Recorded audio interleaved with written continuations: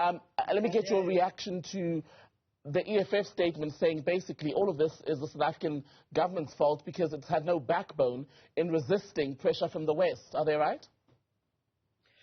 No, South Africa is a signatory to the Rome Statute, so it had the obligation to, in fact, fulfill that mandate if Mr. Putin would have attended the summit. So I think the EFF naturally takes those kinds of positions to rattle the government, but I think this is a good outcome. It would have compromised South Africa's international obligations if Putin were to attend that summit. So I think it's a good way that everybody saves face. Putin remains home, the summit goes ahead, and South Africa doesn't injure its relationships with neither China nor Russia or Brics members nor the United States and Western countries who are really worried about Putin's attendance at this meeting.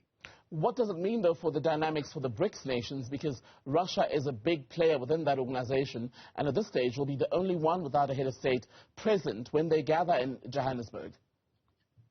You see, I think there have been negotiations within the Brics about who was going to be the best country to host that summit once Mr. Putin was indicted. And I don't think those negotiations went very well. I think that's why we've reached this momentous decision that, in fact, Mr. Putin should not attend the summit. You remember there was discussion around China being invited to host the summit. I think South Africa was pushing for it. So it's now, I don't think it's going to affect the chemistry of the summit because Mr. Putin is under considerable pressure. He's running a war in Ukraine. So it's just as well that he stays at home and that he can be represented by the foreign minister who is very knowledgeable about Brics. And is it fair to say that Putin now announcing that he will not be, well, the South African government at least, announcing that he will no longer be coming to South Africa, this is basically the removal of one big distraction that would have taken away from the business of the summit if he had come, whether he was arrested or not? The business of the summits are prepared well in advance. So the meetings of heads of states are usually just very pro forma events. I think it would have been nice for them to meet as a group because they haven't met since the COVID days. So I think that's the only symbolism that they would have to meet for the very first time. But I think the agenda of the summit is still going to remain pretty much the same. So the Democratic Alliance, in its reaction to the news today, feels very much that what's happened here is government seeing defeat within its view this week because the DA had gone to court to try and force it to basically commit to arresting Putin should he land in Johannesburg in August.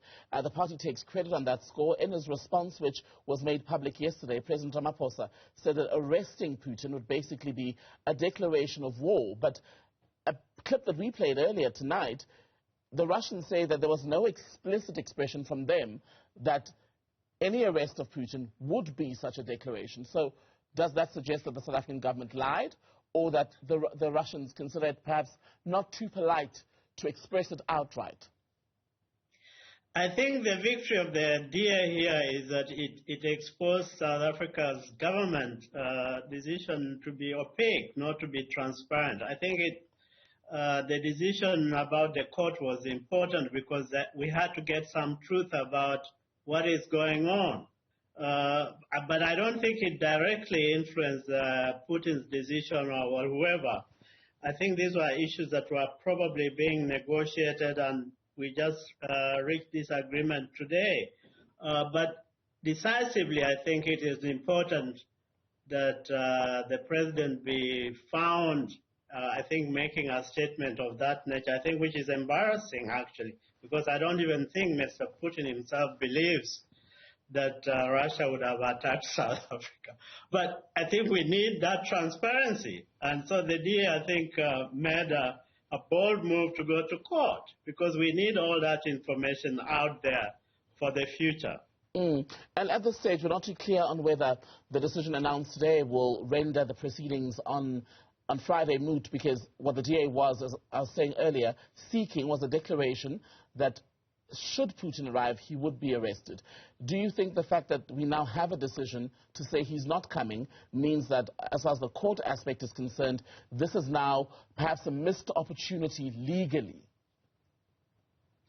I think, the court was not going to say anything different from what was said in 2015, after Mr. Bashir had just sneaked out of the country and left, and he was not arrested. And the court said very clearly that he should have been arrested, that it was a mistake for the government to have let him go. So I think the court was going to reach the same decision, that in fact Mr. Putin should not come to South Africa, because there's already ruling on how to deal with indictees of the ICC. So I don't think we should focus too much on the Friday, on what would have come out on Friday, because I'm just saying it would have been very predictable. It would have said, we don't want him here. Gilbert Khadiagala, good to speak to you. Thank you so much for your time tonight.